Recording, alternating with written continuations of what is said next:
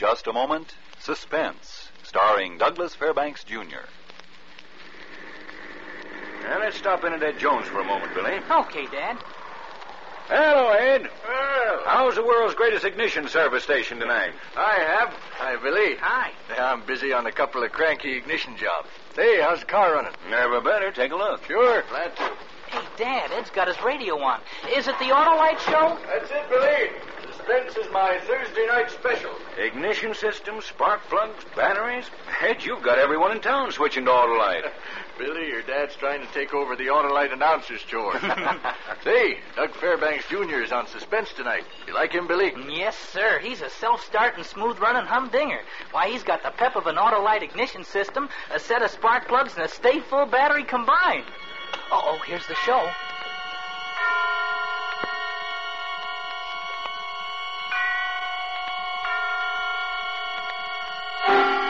Suspense.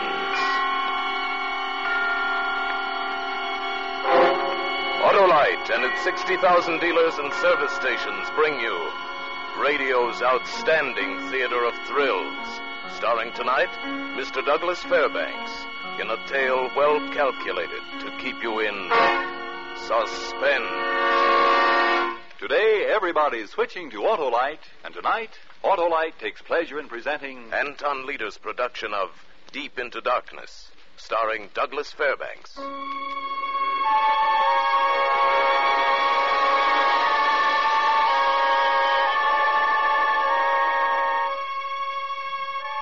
This is a story about fear, and I'm an expert on fear. Me, Ken Matthews.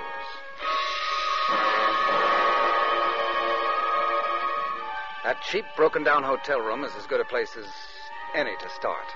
It was all I could afford. New York, the city of bright lights, and me, stretched out on a squeaky bed, watching a spot change shape on the ceiling. It's a kind of game to keep a man from going crazy. For 7 years, I watched another spot, changed it into a million shapes, got to know it better than I knew myself. That spot on the ceiling of my cell at Joliet Penitentiary.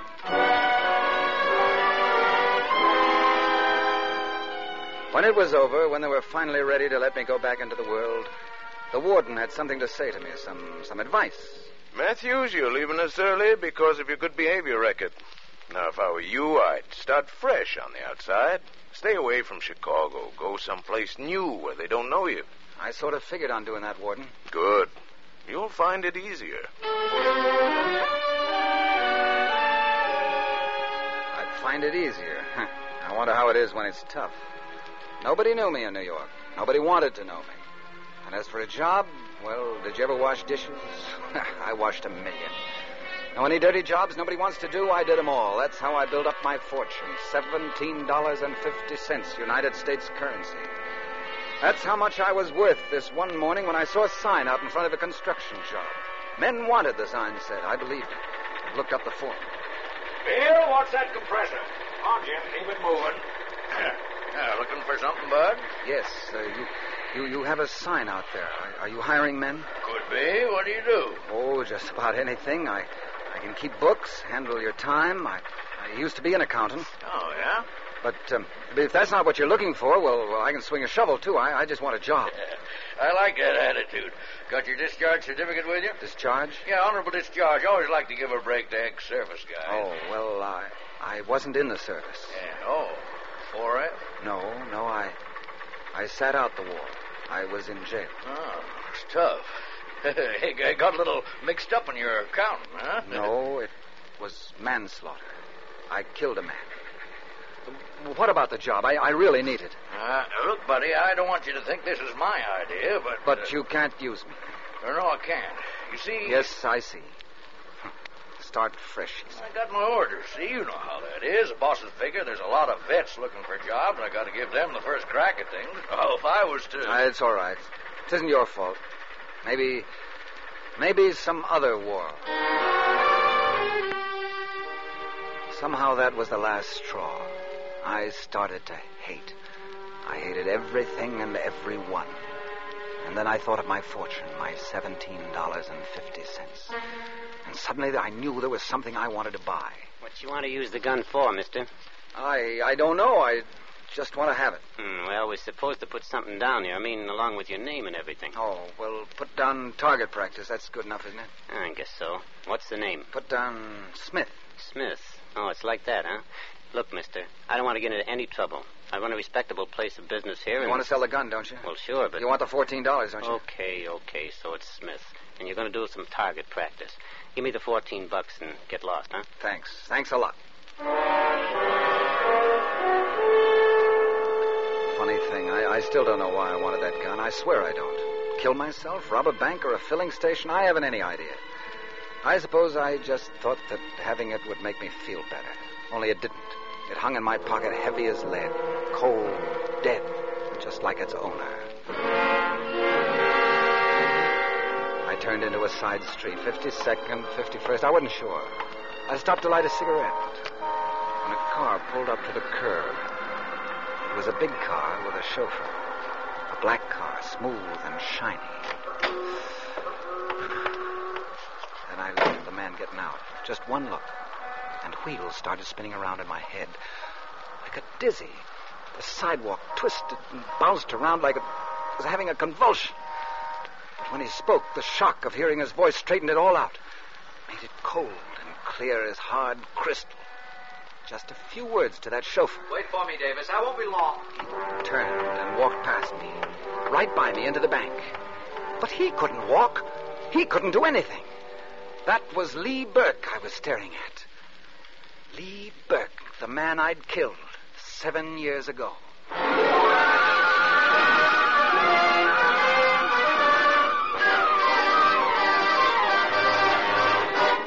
For Suspense, Autolite is bringing you Mr. Douglas Fairbanks, Jr.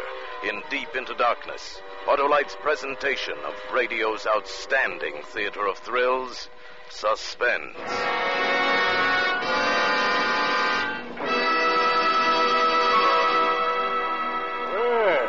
Sure looks like young Doug's got it, eh, Billy? Boy, I'll say he has. What a chip he's got in his shoulder. Billy, stop chipping and chirping like your mother. Oh, by the way, Ed, that ignition system of mine score a bullseye? She's completely on the beam. My jobs usually are, especially when they're Autolite. Yes, sir. Money can't buy better ignition equipment for your car. Autolite parts are made by the world's largest independent manufacturers of automobile electrical equipment. And Autolite service stations are equipped with highly trained men and specialized machines to give your car the best in automobile service. That Autolite ignition system sounds intelligent enough to take an IQ test, eh, Ed? Stop pulling Ed's leg, Billy. I'm used to it, Hap. But I'll tell you this. Autolite makes original equipment for many of the finest cars in America. Ignition systems, batteries, spark plugs, generators, lots more. So it's only natural that Autolite ignition is... Well, it's a perfectly timed team with smooth on-the-dot performance. So when your car's electrical system needs attention, drive into your nearest Autolite service station or the dealer who sells your make of car and ask for original factory parts. Autolite? Autolite service stations are listed in your classified telephone directory under Automotive Electrical Service. And now, Autolite brings back to our Hollywood soundstage Mr. Douglas Fairbanks, Jr. as Ken in Deep into Darkness. A tale well calculated to keep you in suspense.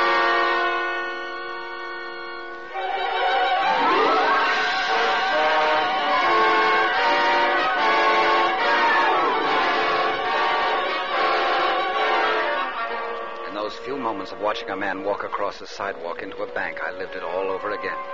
The way it happened when I killed him 7 years ago back in Chicago. There wasn't anything about it I couldn't remember. Ken, darling. Yeah? Do you love me, Ken? Do I love you? Oh, no, not at all. I just sit in that goofy nightclub night after night because the food's so good. Oh, Ken, you're sweet. Lila, why don't you forget that place? Give it up. Where's it going to get a girl like you dancing in a cheap honky-tonk? You have something better to offer, darling? I've offered it 6 times. Marry me. I got a good job. It'll get better. Hand me my drink, will you? Sure. Here. What do you say? I've told you, Ken, over and over again. I'm not getting married. Not to you, anyway. You're a sweet guy, sure, and I'm very fond of you, but Little Lila isn't burying herself in any house with a bunch of squalling kids. That's for suckers. I don't think you mean that at all. No? Well, you just watch, darling. I'm going to wind up with a diamond so big it'll take a 2-ton truck to deliver it to me. I'm going to have so many mink coats I'll use them for pajamas. Yeah, that's the way to talk, sis. You tell him. Hello, Lee. You're beginning to sound like you're getting good sense. What are you doing up here with this bookkeeper anyway? And a good evening to you, too, Lee. Never mind. I thought I said I didn't want you wasting your time with him. He's all right. Get out of here, Matthews. Now, wait a minute. If Lila wants me to go... Oh, not satisfied with my suggestions, huh? Well, I've a good mind. Lee, stop it. Put that gun away. Every time you have a few drinks, you start waving that gun around. Really, Lee, you better put it down. Stop acting like a kid. Acting like a kid, huh? I'll show you who's acting like a kid. Give me that gun. Lee! Come on, Lee. Give it to me. I'll break your arm. Oh, let go of my... Lila, it went off. I was only trying to take it away from him. Oh, you killed him. Ken, you killed my brother. I didn't mean it, I tell you. You saw what happened. I was only trying to get the gun. Get out, Ken. The police will find you. Get out of here. Hurry, I tell you, get out!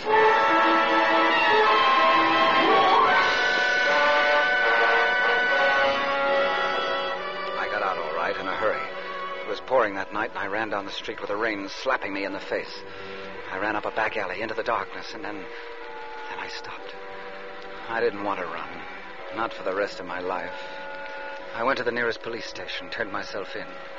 They took me back to the Burkes, and we found Lila sitting in a chair, glassy-eyed, just staring down at her brother, Lee. He was right where I'd left him, sprawled on the floor, face down, and a big red puddle was ruining the rug. Lee Burke was dead, and they gave me 10 years for killing him. Only now he wasn't dead. He couldn't be. I'd just seen him walk into a bank. A nice car you got. Yeah. Must be an important man to have a car like that, eh? Yeah, he's a big guy. Lots of money, I suppose, huh? Yeah, he's crawling with it. That make you happy? His name, it doesn't happen to be Burke, does it? No, Wilson. Keith Wilson. He also happens to be a stockbroker. Anything else you want to know? Keith Wilson. Yeah, now beat it. The boss is coming. The boss? Now, isn't that something? All right, Davis. I'll go straight to the office now. Yes, sir. In a hurry, Lee? What? Oh, there must be some mistake. My name isn't Lee. Oh, pardon me.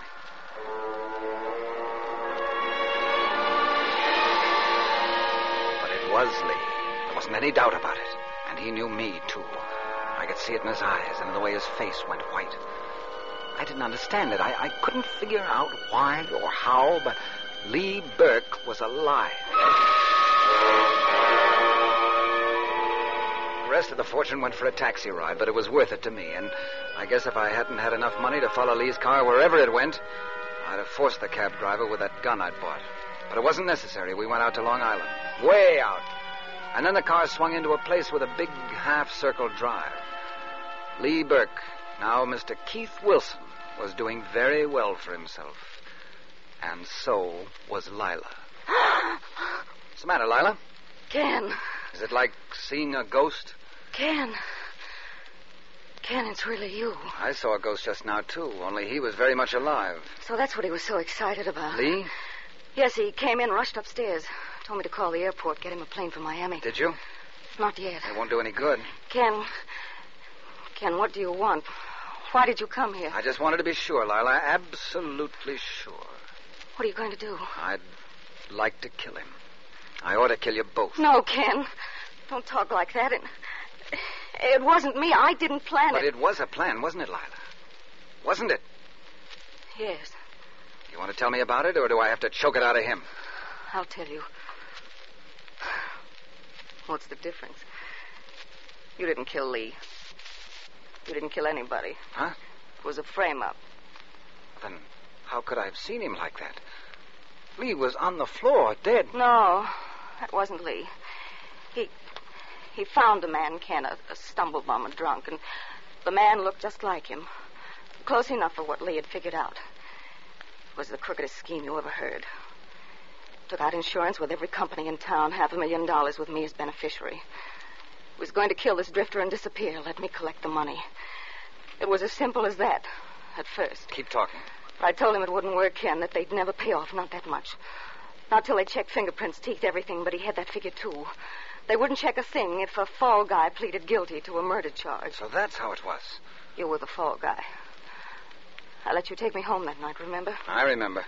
Lee had his gun loaded with blanks. It was an act, the whole thing. Then when you ran, he finished the job. He had the drunk in the bedroom, dressed in his clothes. He brought him into the living room. Killed him right in front of me. That's who you saw when you got back. Good Lord. That's why I hate my brother, why I don't care what happens to him. Thanks, Lila. That's going to make it easier. Lila? Lila, just call the airline. No, Lee, not yet. But I told you not to waste any time. You don't know what this means. She knows what it means, Lee. We all do. What do you want? Why'd you follow me here? Hey, look, I think you better get out of here. I'd stay away from that telephone, Lee. I'd stand still if I were you. You'd better do as he says, Lee. He's got a gun. Ken, listen to me. You can't do this. Not now. You don't want any more trouble. Why, if the police found out... Police? If you told them I was going to kill you, it wouldn't make sense, Lee. Because I've already done that. Remember? Oh, but Ken, look, I can explain the whole thing. It was a mistake. I'm glad you know that now. I've made a lot of money, Ken. I've been very lucky. I'll split with you. You look like you could use some money. Yes, I could. Sure, that's good. Only forget the gun, huh? And stop acting like you want to kill me. You wouldn't gain anything that way. Come on, Lila, fix some drinks or something, huh? We'll talk this over friendly-like. Ken, you know Lila was always crazy about you. I was always crazy about her. Oh, Ken, But let's talk about something else right now, Lee. Let's talk about America. Sure. You know, this is a wonderful country, the way the laws are set up to protect a man. Ever hear of double jeopardy, Lee? Brings up a rather interesting fact. That you can't try a man twice for the same crime. 7 years I spent paying for killing you. 7 years at Joliet, and you weren't even dead. That means I've paid for something I haven't done yet. I still have the right, Lee, to kill you. Once more. Oh, now, Ken, stop it. You're talking crazy. There must be something you want. I only want to kill you, Lee, because you deserve to be killed. We both know that, don't we? Only, I don't think I'll kill you now. Not right away. Oh, we'll be reasonable. Is that it, Ken? Be reasonable, I say. I'm going to stay right with you. 24 hours a day, right up to the time you leave. I know exactly when and how I'm going to kill you. And you won't know. You'll never know, Lee, until it happens. You'll just wait. Just sit and wait and wait.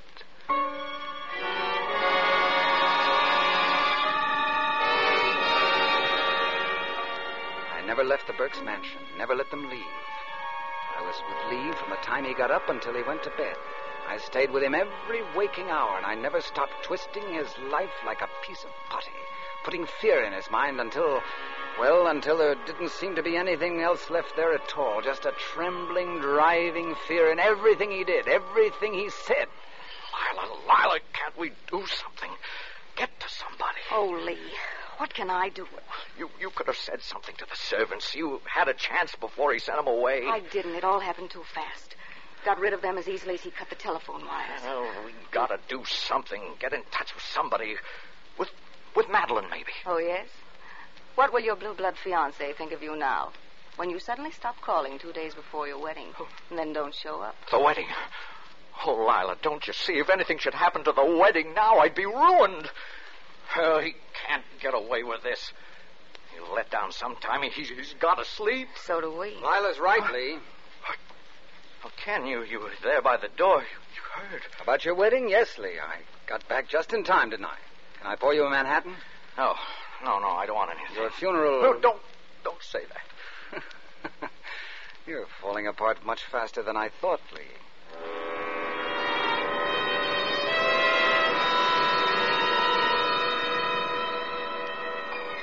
It wasn't taking long at all. Lee couldn't sit still for a minute, couldn't take his eyes off me. Of course, little things like this didn't exactly help. Who is it? Ken? Yes, Lee. It's Ken. Got The gun? I have the gun, Lee. Oh. This is the time, huh? No, Lee, no, I don't think so. Here, drink this. What is it? Milk. Warm milk. It'll put you to sleep. Yeah, for good, you mean? No. Just until morning. You see, I wouldn't think of killing a man on his wedding day. What? Don't tell me you've forgotten your wedding to the blue-blooded Mr. Haven. You've come a long way, Lee, marrying into the social register. Oh, don't, Ken. Come on, drink up. You'll need your strength for the wedding. No, that's all off. I haven't even called her, Ken. Lila has. I made her call. She made some very pretty excuses for you, and the wedding will go on as scheduled.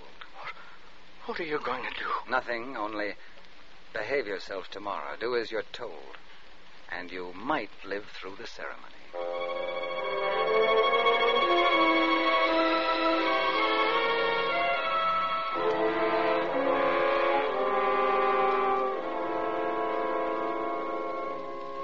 Wilt thou, Keith, take this woman to thy wedded wife, to live together after God's ordinance in the holy state of matrimony? Wilt thou love her, comfort her, honor and keep her in sickness and in health, and forsaking all others, keep thee unto her so long as ye both shall live? Say no. Ken. Say no, or I'll kill you right here in front of them all. Say it, Lee. Mr. Wilson, the answer, please. No, I can't. I can't. Wilson, please, I can't. the answer. This must be true.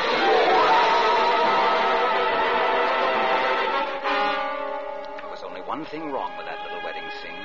I had fun, sure, but in the excitement, I'm afraid I relaxed a little. I wasn't sure how much it mattered. That depended on Lila. When I was sure Lee was asleep that night, I met her in the living room. Got right to the point. Something on your mind, Ken? Yes. Mousy. Who's Mousy? Ken, you look so tired, so thin. Tell me, Lila. Tell me about Mousy. What do you know about him? Lee's been talking about him in his sleep. Talking about Mousy and you, Lila. And me. You'd better tell me all about it. Ken, you're hurting my arm. I don't know anything about Mousy. Maybe he was there at the wedding. Maybe you saw him. Maybe you gave him the message. Did you, Lila? Ken, stop it. You know I promised I wouldn't do anything like that. Don't you trust me? Trust you? Should I, Lila? Do you really think I should? But you know how I feel about you. Surely you don't think... Oh, Ken, darling. Get away from me. Ken. So that's it. It was all just a gag to keep the little girl in line. How did you expect me to feel after all this happened? That's right. I was naive, wasn't I? Sure. Okay. Well, I won't be naive anymore. You can bet on that. Lila. Good night, Ken, darling.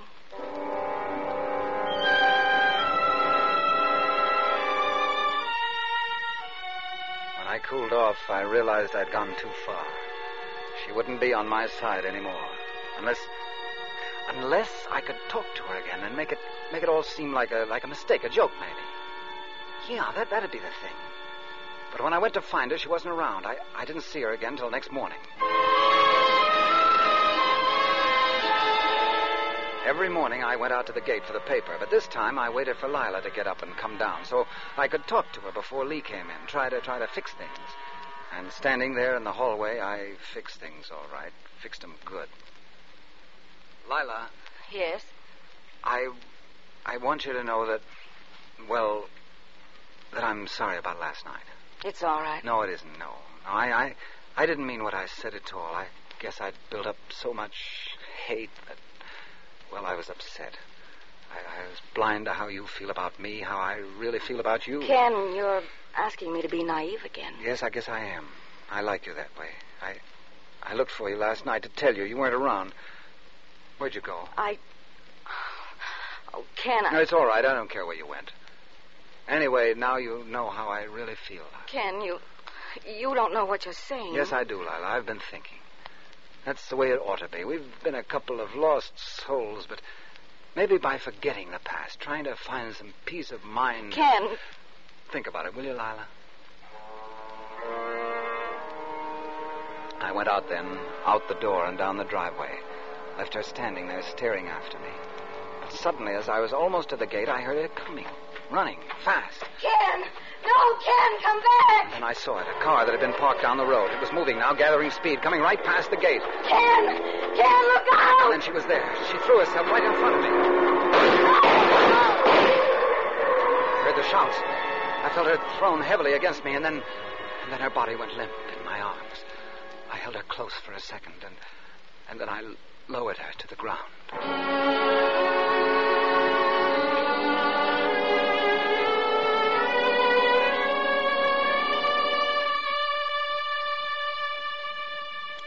I walked back up the drive, alone.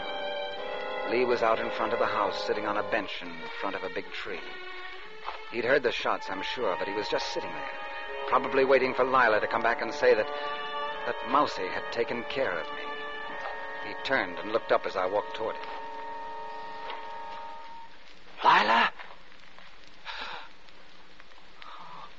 Oh, no. His eyes seemed to look right through me somehow. He was that full of fear, I guess. His fingers gripped the tree in back of him, dug deep into the bark. He was waiting for me to kill him.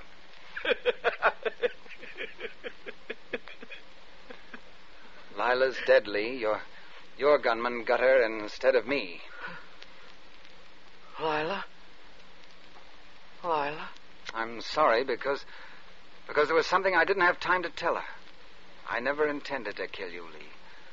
I was just showing you how 7 years looked crowded into a few days. 7 years. Yeah, that's right. I guess you know now. I guess you know why and what you did. Lee, this is Ken. I'm talking to you. Ken?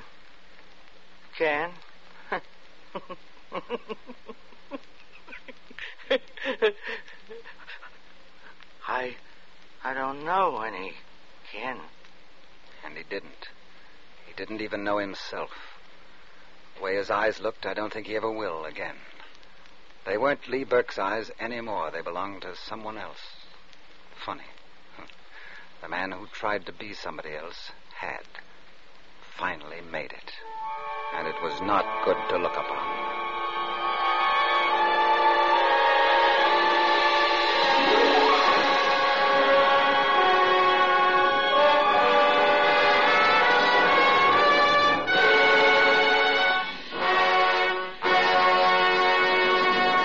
Thank you, Douglas Fairbanks, for an outstanding performance on Suspense.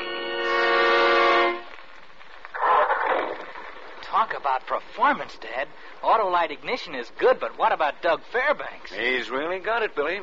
Well, let's get going. Your mother... Mom will be as full of suspense as your Autolite ignition system is full of pep, purr, power, and pistol point performance. That boy knows his Autolite P's, and he doesn't miss any cues, eh, Hap? Yes, an Autolite is your cue to real motoring enjoyment. So remember, wherever you go, Autolite means spark plug. Ignition-engineered spark plug. Autolite means batteries. Stay full batteries. Autolite means ignition system. The lifeline of your car.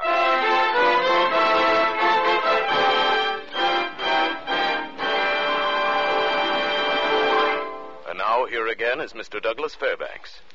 I've enjoyed this appearance on Suspense very much. And I've noted with great interest, as a Suspense fan, that Agnes Moorehead will return to the soundstage next week, the scene of her splendid performances of the past. As one of the many who applauded her portrayal in the Suspense classic Sorry, Wrong Number, I'll be listening with anticipation next week for Agnes Moorehead in The Yellow Wallpaper, a powerful study in Suspense.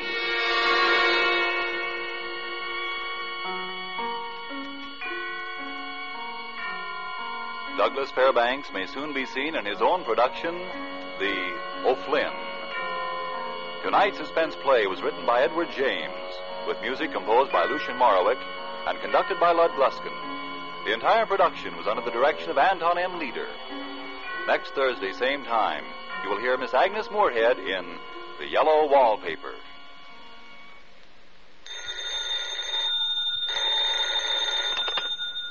This is the Autolite Suspense Show signing off. Good night. Switch to Autolite. This is CBS, the Columbia Broadcasting System.